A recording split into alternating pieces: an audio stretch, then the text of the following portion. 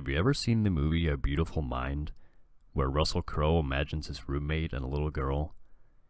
He eventually learns to just sort of ignore them. It's scary how true that is. Seeing that movie was a turning point for me. I realized I could maybe learn to live a normal life, and for an 11-year-old who'd been to 100 doctors, admitted to 3 mental hospitals, and tried every antipsychotic it was safe to give an 11-year-old, and a few that weren't, thanks Dad, that was more hope than I'd ever had before. Ever since I was born, I'd see things wandering around. I remember seeing them before I remember my own parents' faces. They ignored me, and I could never touch them. But, I mean, that's what most adults seem like to an infant, so why was it strange? It's all pretty fuzzy, that far back. No one remembers being a baby, but they've always just been there. At about the time I turned 3, I think I realized no one else could see them. That's when my parents told me I started having imaginary friends. I'd talk about the big animals I'd see, and they'd smile and humor me. If the animals I described had a few too many eyes and teeth, well, that's the imagination of a child, right? It wasn't until I was a little older that they started to worry. I was past the "it's cute" stage, and they started looking at my drawings with concern. I'd become obsessed with drawing these creatures that no one else could see. For a kid, I think I was pretty good, too. That was the problem. They really didn't like what they saw in my drawings. I remember very vividly my mother grabbing one in particular I'd finished, and I was so happy I got it exactly right. She looked down at the purplish gray blob, the appendages that didn't match the body, and a face that looked simply wrong to her. I realize now. She held it up to me, angry, tears running down her cheeks, screaming at me to never draw something like that again, before ripping it up and sending me to my room. I stopped showing them my pictures after that, though I had a serious collection by the time I was 6. That's when they sent me to my first psychiatrist. We talked for a couple hours, then once a week for a month and a half.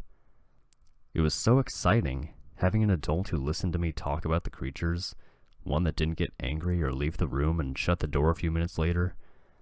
So I was pretty upset the day she asked me if I knew the animals weren't real. I stopped talking to her after that. The next 3 doctors lasted even less time. By the time I was 7, though, we found Dr. Thompson. She was amazing. She didn't seem to care if they were real or not, just that I was able to live a life without being unstable because of them. I talked to her for 6 months. My parents were so much happier, and I thought everything was going to be okay, in a way that a child doesn't think about the future. One day, Dr. Thompson asked if I wanted to show her my drawings. That night I went home and pulled out the boxes of drawings from under my bed and my closet. For the next week I combed through them all, picking out the very best ones. I was so excited to finally share them with someone who I trusted wouldn't react to them. So the next Tuesday I pulled them out of my backpack and happily handed them over to her. She stared at them for a long time, flipping through the stack slowly. Eventually she looked at me and smiled, asking if she could keep these for a while. I said yes, and we talked about school for the rest of the session. As we left, she asked me to wait in the playroom and had my parents step into her office. I was sure she was telling them that I was okay, and there was nothing wrong with my drawings. My parents came out a few minutes later, and I knew something was wrong. My father looked worried, and Mom, she picked me up and held me close, telling me she loved me.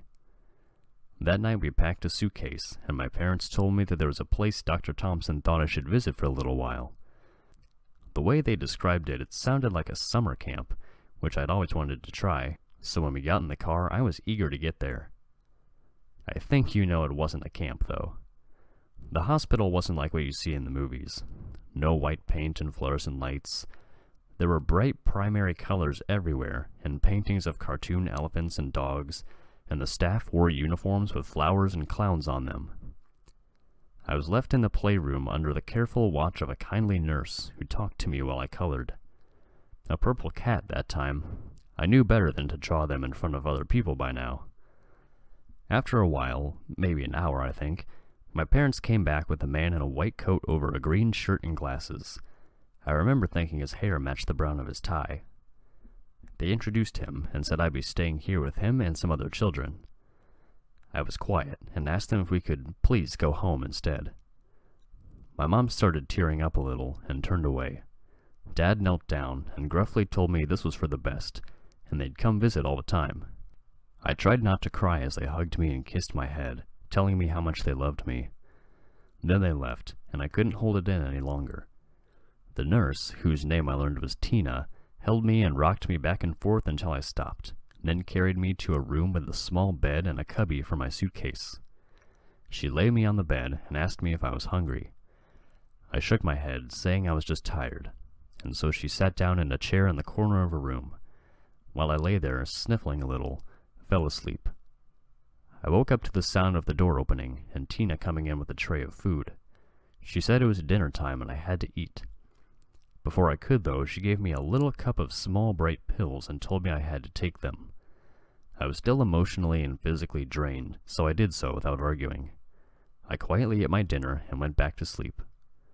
Sometime in the middle of the night I awoke again and saw Tina dozing in her chair, a book hanging from her limp fingers. I watched her for a long time, then went to my suitcase and began drawing the creature that was sleeping next to her. I put it under my mattress when I was finished and returned to my dreams. The next day I met the man with the coat and the glasses. We talked for a while in his office, and by now I was used to the questions you doctors asked to know what answers he wanted. It was a week before my parents came to visit me. I didn't talk to them. I was too angry. Then they were leaving and I began sobbing, begging them to take me home. Tina had to pull me off them and hold me tight as I fought her before they left. I hated that place.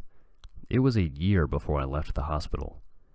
They'd tried every medicine they could, but nothing stopped me seeing the things, and eventually I learned to pretend I was okay when they tried a combination of pills that didn't leave me feeling sick or sleepy. I kept it up for a long time, and finally they told me I could go home. Mom and Dad were happy to have me back and normal, finally. I was glad to be out of there. The next few years were turbulent, though. Eventually they realized I was faking, and the doctors and the meds started again. Then they found the pictures, and when I was 10, it was another hospital. That one didn't last too long. The doctor there was pretty arrogant, and he was convinced that I was cured within a few weeks. My parents were more skeptical, and less than a year later I was in another facility. This time one that wasn't just for kids. It was there I met Paul. Paul was an orderly, but he was probably the nicest person I'd ever met, and the only reason I'm not still in some room drugged up. He was the one who snuck in the movie, and explained that sometimes you just have to ignore the things no one else can see. To this day, I still don't know why he took the risk and gave me the very unprofessional advice, but I'll forever be grateful for it. That was when I finally learned what I had to do to stay out of places like that forever. I was able to go to a normal middle school, and my art teacher loved me. I had a lot of practice after all. I never showed her the pictures I did in my free time, of course. I went through high school drawing, and eventually painting, making friends, dating. It was as close to happy as I had been in a long time when Lauren came into my life. She loved my art, and we spent hours together talking about colors and shapes. My first girlfriend. My parents were thrilled, naturally. They took this as a sign I was really going to be okay.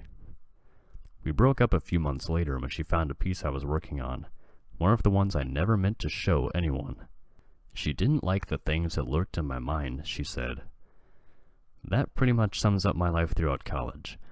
I got an art scholarship, and eventually found an outlet I could share a few of the tamer pieces I had previously hidden.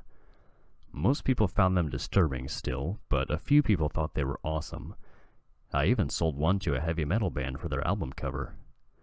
I still paint, and even have a few exhibitions now and then. Most of my income comes from commissions, though. Thanks, Reddit. I'd largely put everything behind me until one day a few weeks ago. I hadn't mentioned them to anyone in years. I hadn't even shown anyone a painting of one since college. I was at a park painting and enjoying the sun, doing a few sketches for some side cash and tips. It was nice. Around lunchtime, I grabbed a pita from a vendor nearby and a bottle of water, taking a spot under a tree to enjoy the shade. I saw one of them drinking from the fountain, and watched it a while. Standing up stretching, I caught sight of something that made me freeze. There was a man, just some old man in a suit and hat, staring at it. At least he looked like he was staring at it. He had a little book in his lap and a pencil in one hand. Heat rising in my chest, heart pounding, I walked towards him. I sat down on the bench next to him and tried to catch a look at the page he was scribbling on. Sure enough, it was there. He was drawing it. A numb serenity washed over me, and I caught his eye. He raised an eyebrow in the universally recognized expression of, "What?" I worked my tongue for a minute, testing my words, forming a question I wasn't sure how to ask. Finally, it came out as, "Do you know what they are?" He stared at me for a moment, studying me with a furrowed brow. Eventually, he smiled sadly and shrugged. "For all I know, they're just in my head."